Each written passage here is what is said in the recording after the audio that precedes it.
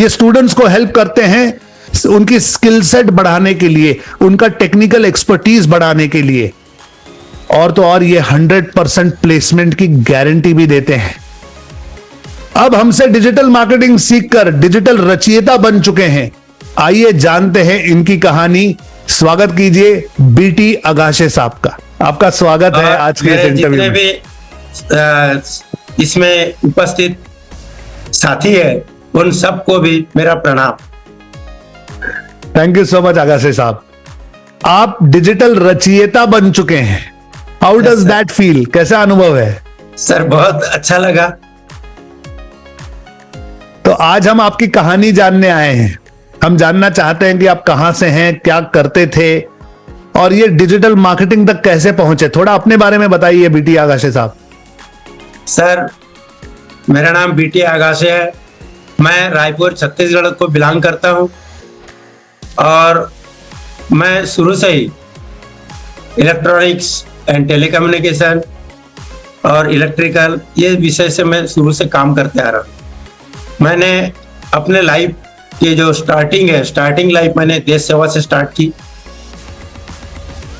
आज जो बांग्लादेश है, पहले वो पूरी पाकिस्तान था, और वो जब वार हुआ था उस वार में मैंने भाग लिया था, और मैं उस टीम का एक सदस्य था जो पाकिस्तान की पूरी संचार व्यवस्था को ठप कर दिए थे। वाओ। और इसलिए मैं अपने आप को पूरा उसमें गुप्त रखा, कभी डिस्क्लोज नहीं किया। अब भी मैं करीब 6 महीने पहले कुछ लोगों को डिस्क्लोज किया और अभी डिस्क्लोज रहा हूं, क्योंकि अब वो टेक्नोलॉजी बहुत पुरानी हो गई। आज आप के जमाने में देख रहे होंगे मोबाइल जामर, ये वही उसी प्रकार की चीज थी, लेकिन ये बहुत अब पुरानी हो चुकी है। अब मेरे लिए कोई खतरा नहीं, तो उस समय मुझे कोई भी उठवा सकता था, मरवा सकता था। ये देश में बहुत साइंटिस्ट अपने प्राण गंवा चुके हैं जी। ये सब होते रहता है। तो मैं अपने आप को पूरा गोपनीय रखा, और उसके बाद मेरा 5 साल का बॉन्ड था। फिर वहां से मैं अलग हो गया और फिर अपने काम में लग गया। मैंने गवर्नमेंट के कई डिपार्टमेंट में जॉब भी किया, लेकिन मेरा मन कहीं लगा नहीं। मैं एक अच्छे खासे संपन्न कृषक फैमिली से हूँ, और मेरी सारी खेती किसानी वर्तमान गोंदिया जिले में पुराना भंडारा जिला था, महाराष्ट्र से जी। अब मैं 68 में छत्तीसगढ़ में आ गया और इधर ही सेटल हो गया। फिर मैंने अपना 74 से मैंने अपना इंस्टीट्यूट चालू किया। मैं ट्रेनिंग भी देता था और रिपेयरिंग का काम भी करता था। मेरे जितने इलेक्ट्रॉनिक्स उपकरण है, उस जमाने में रिकॉर्ड प्लेयर रहते थे जिसको चाबी दे के घुमाते थे जी। रिकॉर्ड प्लेयर थे, एलपी। वहां से एम्पलीफायर थे, वाल वाले वैक्यूम टिप के एम्पलीफायर थे, वो बनाए। इसे बहुत काम किया मैं, साउंड सिस्टम में काफी काम किया उस जमाने के। फिर लगातार काम करते रहा, आगे नई नई चीजें आती गई और मैं काम करता गया। सेकंड वर्ल्ड वॉर के समय के भी मैंने रेडियो लोगों को रिपेयर करके दिया। मैंने 90 से किताबें लिखना शुरू किया, और उन किताबों ने बहुत धूम मचाई। मेरा 150 से अधिक किताबें खुद की पब्लिश की, खुद ही मार्केटिंग किया, खुद ही डिजाइन करते था, खुद ही पब्लिश करते था। प्रिंट लेने से लेकर किताब को डिजाइन करना सब मैं खुद ही किया। मेरी पहली किताब ब्लैक एंड व्हाइट टीवी पर जब मैंने निकाला था, तो वो 60 रुपए की थी। 45 रुपए में दुकानदारों को देता था, लेकिन दुकानदार, मुझे मालूम नहीं था मार्केटिंग कैसी करना है, कुछ नहीं मालूम था। ऐसी किताब वो बिकने लगी, और उस समय पूरे देश भर में टॉप की 5 IIT थी। उनके हाथ कैसे किताब लगी पता नहीं, उन्होंने बहुत प्रशंसा की। पहला संस्करण 5000 मैंने प्रिंट किया था, और काफी चला। बाद में मुझे पता चला रायपुर से नागपुर की 4.5 रुपए टिकट थी उस जमाने में, और लोगों ने उस किताब को 1000 रुपए में बेचा दुकानदारों ने। ओ गॉड, इतना पैसा उन्होंने बनाया, मुझे नहीं मालूम था। मैं तो 45 रुपए में दे देता था उनको, लेकिन उन्होंने 1000 रुपए बेचा, क्योंकि वो अनोखी किताब थी। वैसे किताब आज तक संसार में आई ही नहीं। वाओ। मैं अपने जीवन में 2.5-3 घंटे से अधिक कभी सोया ही नहीं 24 घंटे में, और आज भी उसी हिसाब से मैं काम करते रहता हूँ।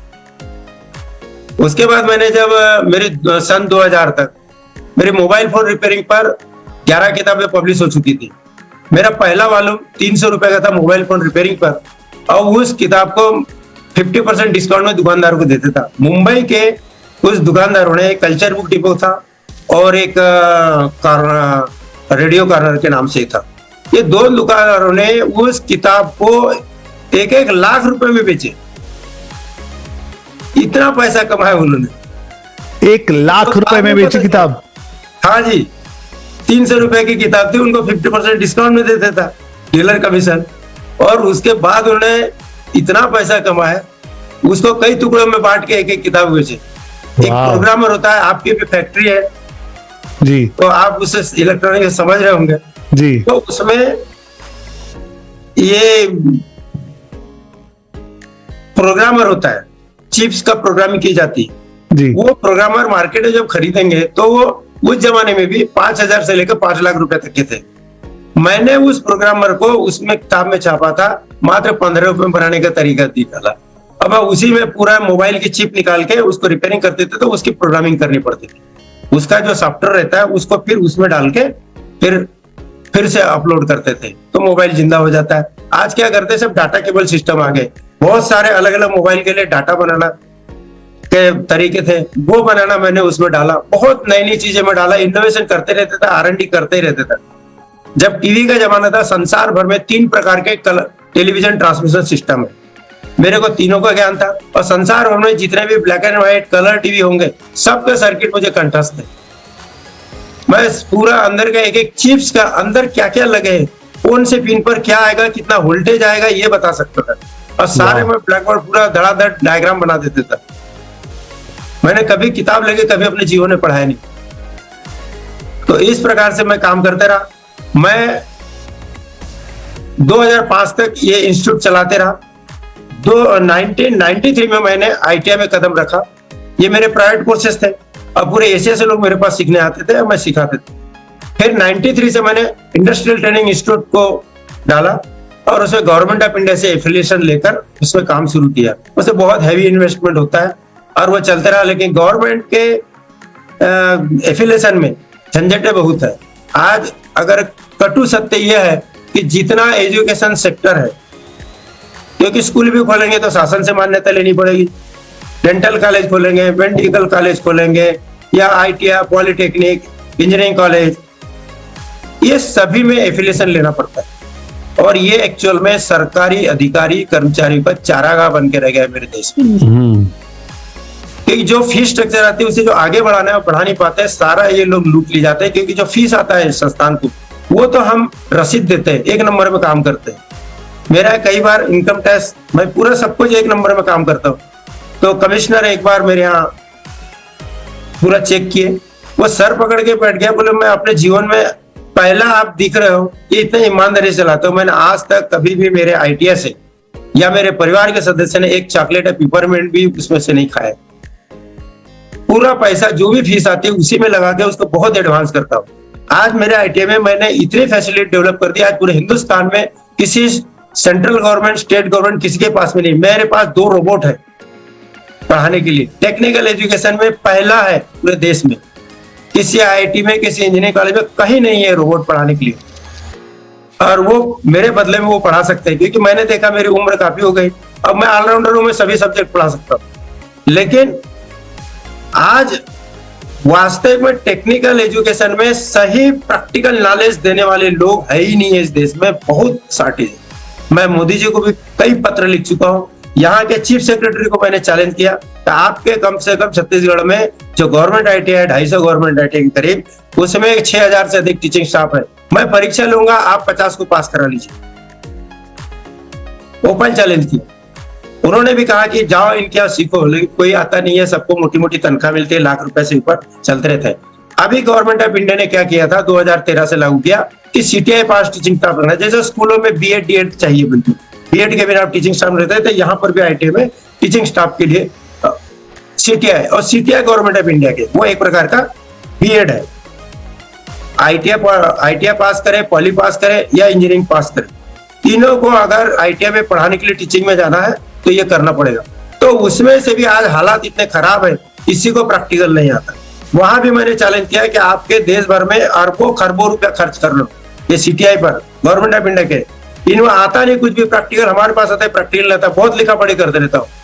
अब मैं परीक्षा लेता हूँ, आप 50 पास करा दो देश भर से, आता ही नहीं कुछ practical. ITI totally practical based है। आईटीआई में 80% प्रैक्टिकल है और सिर्फ 20% ऑल सब्जेक्ट थ्योरी है, जिसमें इंजीनियरिंग, ड्राइंग, इंजीनियरिंग, मैथमेटिक्स और ट्रेड थ्योरी, एम्प्लॉयबिलिटी स्किल, ये सारे सब्जेक्ट आते हैं। तो इसलिए मैंने एक प्रण ले लिया कि मैंने जीवन की शुरुआत तो देश सेवा से की थी, अब अंतिम चरण में मैं अपने पूरा जीवन लाइफ इस देश सेवा के लिए खर्च करना चाहता हूं।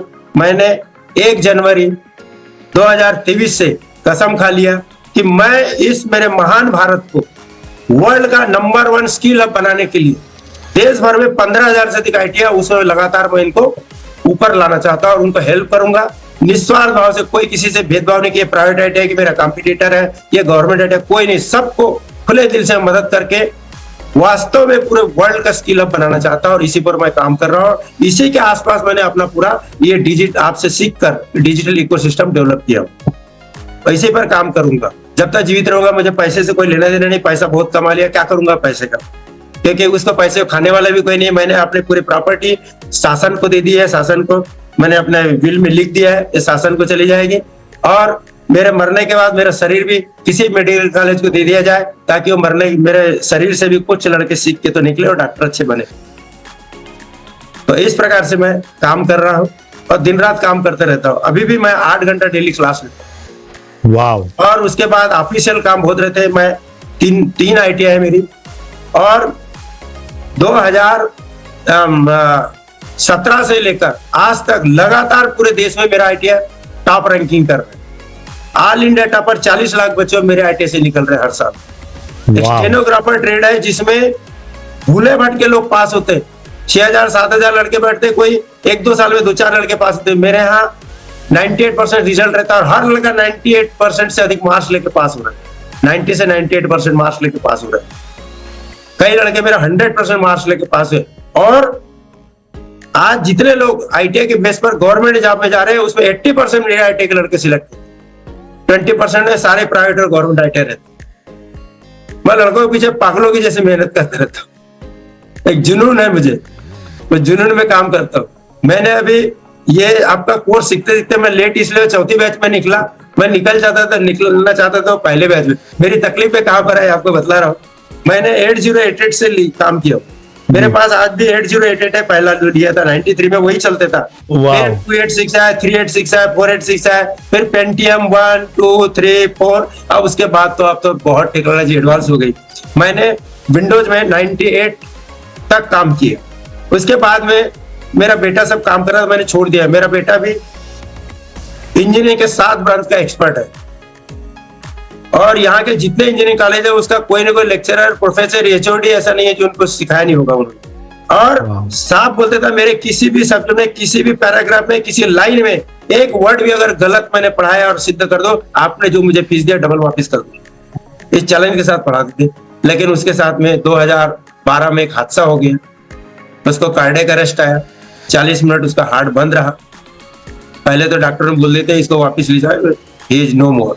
लेकिन हमने जिद, बेटी भी साथ में गई थी, उसने जिद किया कि नहीं, बोले डॉक्टर सुमन शेखर पाड़ी को बुलाओ, जो नारायण हृदयालय का टेक ओवर किया वो हॉस्पिटल है एमएमआई मेडिकल, वहां पर। तो उन्होंने पहले मिसेज का एंजियोग्राफी किया था, तो उनके परिचय था, तो उनको बुलाओ बोले। फिर जैसा भी वो किए, 40 मिनट हार्ट बंद रहने के बाद भी 10 दिन कोमा में रहा। फिर आज वो है हमारे साथ। लेकिन इतने देर तक उसको ऑक्सीजन नहीं मिला, ब्रेन को, उसके शरीर के सारे पार्ट्स डैमेज खत्म हो गए थे। लेकिन धीरे धीरे सब रिकवर हुए, उसकी ईश्वरीय शक्ति थी और वो धीरे धीरे रिकवर हुआ। लेकिन उसकी जो प्रेजेंट मेमोरी है वो खत्म हो गई। अभी उसको बोलेंगे जा बेटा पानी ला किचन से, वो 1 गिलास पानी लेके आ, वो किचन में पहुंचेगा सामने में 4 कदम दूर पर। उसके बाद बोला मैं काहे के लिए आया था। उसकी हालत ऐसी। और मेरा कोई अगला जनरेशन नहीं है। मेरा बेटा भी अकेला है, मेरी बेटी भी अकेली है। बेटी बाल ब्रह्मचारी है, उसने कभी मैरिज की नहीं, इसलिए आगे के जनरेशन की मेरे नाती पुती खाएंगे वो बात ही नहीं मेरे साथ। जब तक मैं हूँ तब तक ये लोग जिएंगे, ये लोग भी जिएंगे। उसके बाद सारी संपत्ति शासन को चली जाए। ये और मैं जो काम कर रहा हूँ, मेरे देश सेवा के लिए काम कर रहा हूँ। देश मेरे लिए सर्वप्रथम है और देश से बड़ा मेरे लिए कुछ भी नहीं है। देश के लिए ही मैं करता रहूंगा और देश के लिए जीता मरता रहूंगा। अभी मुझे कई सारे प्रॉब्लम आते हैं, लेकिन मैंने देखा कि ये सब चीजों को बहुत मेहनत करके पढ़ना पड़ता है। मेरे लिए एक चीज मैं, और ये जितने डिजिटल आजादी स्कूल के मेंबर हैं, जितने भी स्टूडेंट हैं, उनको मैं कहना चाहूंगा कि आपने 24/7/365 डेज का आपने पूरा इनको दे दिया है एक्सेस। आप 24 घंटे उनके लाइव क्लास ले रहे हैं। अब ये स्टूडेंट के ऊपर है कि वो कितना पढ़ता है जी। इससे बेटर और कोई दे नहीं सकता। और आपके जो कोर्स कंटेंट दिया हुआ उसमें इतना सारा डिटेल है, इतना किसी को पूछने की जरूरत नहीं, किसी को मदद लेने की जरूरत नहीं, उसे बार बार पढ़ना पड़ेगा। अगर ये बार बार नहीं पढ़ेंगे, बार बार क्वेश्चन पूछेंगे, सपोर्ट को पूछेंगे, इधर पूछेंगे उधर पूछेंगे, कोई फायदा नहीं। खुद मेहनत करना चाहिए। मेहनत करेंगे दिमाग खुलेगा, दिमाग खुलेगा तो रास्ते निकलेंगे। मैंने लिंक ट्री बनाने के लिए 2 महीना बर्बाद की। मेरा बार बार गड़बड़ हो जाते, समझ नहीं आता था कि मुझे लिंक किस पे ढूंढते, कहाँ होती है लिंक, यही नहीं मालूम। लेकिन फिर मैं कहीं की रात जागता रहा और किया, हो गया, मिल गया, फिर मुझे बहुत खुशी लगी। मैं मार्च महीने में सिर्फ 24 घंटे में एक बार खाना खाया, रात को सोया ही नहीं, मैं काम ही करते रहा। मुश्किल से 1-2 घंटा सोते था, बाकी मैं काम करता। बोला इस बार डिजिटल रचयिता बनना ही बनना है, चाहे कुछ भी हो जाए। पहले तो मैं सोचा नहीं था, मैं कोर्स कंटेंट बना रहा था, लेकिन उस कोर्स कंटेंट में मेरे 200 घंटे का वीडियो कंटेंट मेरे से 2 बार डिलीट, कहीं ना कहीं मेरे से गलत हो जाती थी, लेकिन मुझे कोई मदद करने वाला मिलता नहीं। और ये पूरा कोर्स आपको बतला रहा हूँ, मैंने चोरी छिपे की, मेरे परिवार को, घर वालों को नहीं बता। ये बताता था बहुत नाराज होते जब मैंने YouTube में डाला, और उन्होंने कहीं से उनको पता चला कि मैं YouTube चैनल में ये सब कंटेंट डाल रहा हूँ, तो बहुत नाराज हुए मेरे ऊपर। मेरी बेटी बहुत खौफाई, बोले सब ये सब ज्ञान फुकट में बांट रहे लोग। बोला क्या करना है, देना है। तो बहुत नाराज है, बहुत झगड़ते रहते थे। मैं अकेला चुपचाप अलग बिल्डिंग में रहता था। मेरे 3 आईटीआई 3 अलग अलग जगह पे, उसके 2-2 करोड़ की एक ही बिल्डिंग बनवाया, जमीन वगैरह लेके। आज करोड़ रुपए की संपत्ति, कोई बात नहीं, रहने के लिए अलग घर है, लेकिन मैं ऑफिस के एक कमरे में रह लेता हूँ। अभी भी मैं ऑफिस में, मेरी कंप्यूटर लैब है, उस लैब से मैं आपको ज्वाइन हुआ, क्योंकि यहाँ पर नेटवर्क अच्छा मिलता है। यहाँ मेरे को 3200 GB का डाटा है जी पर मंथ, तो इससे मैं जुड़ा हुआ हूँ। आपका मार्गदर्शन ऐसा मिलता रहेगा। तो कई बार मेरी मन में इच्छा होती है आपसे जाके पर्सनली मिलूं, और पर्सनल आपसे मिलना भी चाहता हूँ, लेकिन आपके पास समय नहीं है। आप जो 15 अगस्त और 26 जनवरी को बुलाते हैं, उससे मैं आ नहीं सकता, क्योंकि चूंकि मैं डायरेक्टर हूँ, तो मुझे तीनों आईटीआई में, ये नेशनल फंक्शन है, उसमें बहुत फंक्शन होते रहते हैं, तो मुझे अटेंड करना ही पड़ता है। इसलिए मैं आपके उस प्रोग्राम में नहीं उपस्थित हो पाता। आने के लिए मुझे कोई तकलीफ नहीं है, पैसे कोई मेरे लिए प्रॉब्लम नहीं है। अभी मैंने इस कोर्स को पूरा सिस्टम डेवलप करने के लिए करीब 10 लाख रुपए खर्च कर दिया।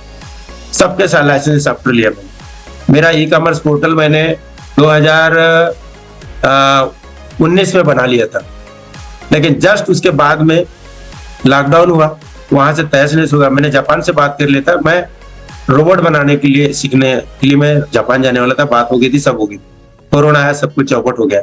मेरे दिल में एक इच्छा थी, मैंने देखा कि जितने पैसे वाले संपन्न घर के लोग हैं, जितने हाईली क्वालिफाइड लोग हैं, उन्हीं के माँ बाप वृद्धाश्रम में रहते हैं। ये मैंने महसूस किया। जो भीख मांग के लाता है वो वृद्धाश्रम में कभी नहीं डालते हैं, वो कैसे भीख मांग के लाकर भी माँ बाप को खिलाते हैं, लेकिन जितने संपन्न परिवार के लोग हैं, ये माँ बाप को नहीं खिलाते। इसलिए मैंने सोच लिया था कि इनके लिए मैं ऐसा रोबोट बनाऊं जो 1 लाख रुपए के अंदर, तो मैं बना लेता, ताकि उनकी सारी जरूरतें पूरी कर सके वो रोबोट। उनको खाना खिलाना, चाय देना, पानी देना, उनके साथ बातें करे, उनका दिल बहलाए, ये सारे चीजों के लिए मैं काम करना चाहता था। लेकिन लॉकडाउन ने सब कुछ तहस नहस कर दिया। और पहली बार मुझे महसूस हुआ कि मैं 70 साल का हो गया।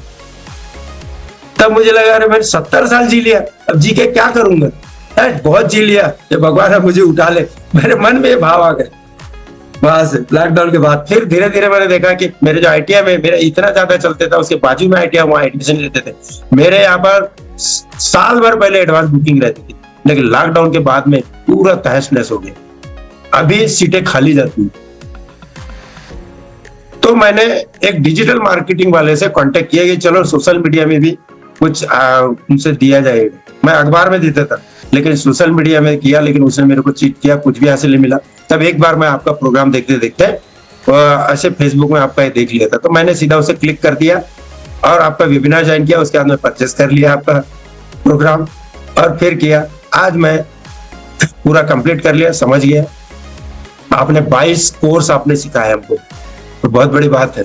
और बाकी अगर इसमें बहुत सारी चीजों को मैं समझा सकता हूँ, बतला सकता हूँ, मेरे पास लंबा तजुर्बा है, 55 साल हो गए मुझे टेक्निकल एजुकेशन देते हुए, और आज मेरी उम्र 72 साल कंप्लीट हो गया, 73 ईयर रनिंग है।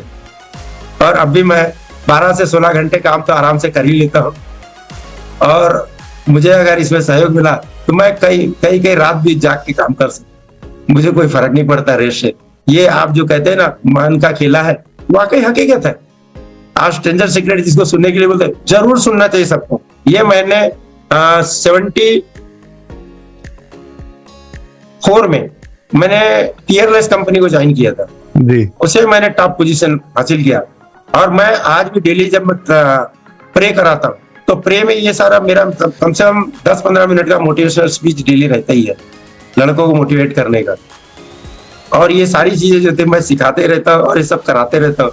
इसलिए स्ट्रेंजर सीक्रेट को तो मैं बहुत पहले से फॉलो कर रहा हूँ, लड़कों से फॉलो करवाता, स्टूडेंट से, ताकि उनमें कुछ चेंजेस हो। आपने इतना दे दिया है कि उसमें से एक सब्जेक्ट में आपने 22 सब्जेक्ट या 22 में से एक भी अगर पकड़े, मैं 3-3 दिन भूखा प्यासा काम करते रहा। और मैं बहुत जिद्दी किस्म का इंसान था, मैंने कभी अपने जीवन में किसी चीज को उधारी में नहीं खरीदा। मैं भूखा रह लिया 8 दिन, मैं पानी पी के, नल का पानी पी के, बोर का ट्यूबवेल का पानी पी पी के जी लिया, लेकिन मेरा पैसा खत्म हो गया तो मैं दुकानदार से उधार मांगने नहीं गया। और उधार में कभी खरीदता ही नहीं था, जितना जेब में पैसा उतना ही चलने वाला सिस्टम है। बहुत प्रिंसिपल से मैं जिया। जबकि किसी जमाने मेरे घर में खुद 50 नौकर रहते थे और मेरे ग्रैंडफादर सर्विस के मेरे बहुत खिलाफ थे। बोले बेटा हमारे घर में 50 नौकर, तू क्यों सर्विस कर रहा? तुम्हारे साथ में एक मुनीब रहेगा, कुर्सी ले लेके खेत में घूमेगा, छाता तान के तुम्हारे सामने खड़ा रहेगा। लेकिन पता नहीं क्यों। और मैं जब तीसरी क्लास में पढ़ रहा था तभी से मेरे पूरे नौकर चाकर का हिसाब किताब मेंटेन करना शुरू कर दिया था। और मेरे पिताजी थे वो पहलवान थे, उनको कुश्ती लड़ने का शौक था, इसलिए वो मोटी बुद्धि थे, उनको ये सब चीजों से कोई मतलब नहीं। और भाइयों पर बड़ा विश्वास करते थे। मेरे बड़े जो ताऊ थे वो थोड़ा पढ़े लिखे थे, वो 1 नंबर का बेईमान था। तो वो जब उनकी गलती वो पकड़ते थे, उनकी बेईमानी, तो बहुत मेरे से चिढ़ते थे और मेरी पढ़ाई भी रुकवा देते थे। जब मैंने 4th कंप्लीट किया मेरी पढ़ाई रुकवा दी, नहीं आप खेत में काम करेगा। फिर गांव के पूरे लोग आके बोलते नहीं ये तो हमारे स्कूल की शान है, इसको पढ़ाना पड़ेगा। मैंने घर में कभी होमवर्क नहीं किया, मुझे होमवर्क करने नहीं देते थे। आप यकीन नहीं करेंगे, मुझे इतना टॉर्चर किया गया बचपन में। मुझे शाम को स्कूल से आने के बाद 2 गट्टर घास लाना पड़ता था भैंस की। मेरे यहाँ 50 भैंस हमेशा रहती थी, दूध करना था। मैंने 4 आने किलो में खोआ बेचा। और आज पायली बोलते थे, आप महाराष्ट्र से तो आप जानते होंगे पायली, तो उस जमाने में पायली थी। बाद में जब चाइना मारा उस समय में ये मैट्रिक पद्धति चालू हुई और किलो आया। तो 1 रुपया किलो में, 1 रुपया मतलब आज के जमाने समझने वालों के लिए किलो कहना चाहिए, घी बेचा आज 1000 रुपए। तो वो सब चीजें मैं देखा हूँ अपने जमाने में, सब चीज किया, बहुत लंबा तजुर्बा है। राजनीति में भी मैं जुड़ा हूँ। मैं मोदी जी को बहुत पसंद करता हूँ और मैं रतन टाटा को भी बहुत पसंद करता हूँ। ये लोग दोनों का आगे पीछे कोई नहीं, लेकिन देखिए देश के लिए वो लोग काम करते हैं। मैं उन्हीं को फॉलो करके चलता हूँ। देश के लिए काम करना, देश सर्वोपरि है, उससे बड़ी कुछ नहीं है। और मैं अपने देश से बहुत प्यार करता हूँ। फैंटास्टिक। आपने कुछ बोलने के लिए मुझे रखा नहीं है बीटी आगाशे साहब। आप मेरे की कहानी इतनी इंस्पायरिंग है, आपने इतना सब कुछ देखा है, किया है और आज भी कर रहे हैं। आपको दिल से सल्यूट करता हूं जो आपने मेहनत की है, जिस तरीके से आप अपने आप को कैरी कर रहे हैं और जिस तरह के आप इंसान हैं। आपको, आपके माँ बाप को, आपके सारे रिश्तेदारों को, जिन्होंने आपको सपोर्ट किया है, उन सभी को थैंक यू कहता हूं। ऐसे लोगों की हमें जरूरत है। और जो लोग ये वीडियो देख रहे हैं या ये इंटरव्यू सुन रहे हैं, 73 years old, he's worked more than 55 years of his life or maybe more, और आज भी इतने डिसिप्लिन के साथ वो काम करते हैं। तो हमारा क्या कारण हो सकता है कि हम ये ना करें? इसके ऊपर सोचना जरूरी है। आगाशे साहब, आप मेरे लिए एक इंस्पिरेशन है। आज मुझे ऐसे लगता है कि ऐसा मत बोलिए, आप मेरे गुरु हैं, गुरु ही रहेंगे हमेशा। और गुरु को मैं आपको थोड़ा सा कुछ नॉलेज दे पाया हूं। लेकिन सीरियसली देखिए, कुछ नॉलेज देना एक चीज है, इतने सालों तक कंसिस्टेंटली काम करना निस्वार्थ अपने देश के लिए, अपने मकसद के लिए, ये अलग तरह की मिट्टी से बना होना चाहिए इंसान, वरना ये नहीं हो सकता।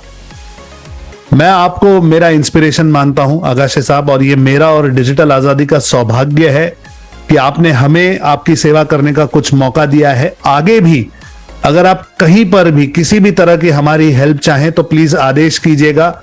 मैं, मेरी पूरी संस्था, ये पूरा परिवार आपके सपोर्ट के लिए हमेशा हमेशा हमेशा रेडी रहेगा। और आप जब भी पुणे आना चाहें, मैं कहीं भी रहूं, मैं आपसे मिलने जरूर आऊंगा। Thank you sir, thank you very much. मैं और एक चीज कहना चाहूंगा सर, ये जी सर, क्रिएटर के लिए कि ये लोग अधीर हो जाते हैं, हिम्मत करके जुड़े रहे, करते रहे, रास्ता मिलता है। और भगवान को भरोसा करें, ईश्वर पर अगर भरोसा है तो वो ऐसे आपकी परिस्थितियां निर्मित कर देता है कि आपका दिमाग खुल जाएगा और बराबर आपको कामयाबी मिलती है। ये मैंने देखा है। Perfect, very well said sir, very well said. आपने इतना कीमती समय हमें दिया है, आपने रचयिता बनकर हमें आज अवार्ड दिया है। मतलब हम आपको कुछ सिखा पाए या कुछ नॉलेज आपके सामने रख पाए, ये हमारा सौभाग्य है sir. I seriously mean it. So thank you so much for everything that you do, and इसी तरीके से हमें सपोर्ट करते रहिए सर। और हमसे अगर कोई भी हेल्प की जरूरत हो, just reach out. So thank you so much for your time Agashe साहब। We are proud of you. A big salute to you. Thank you so much. Thank you very much.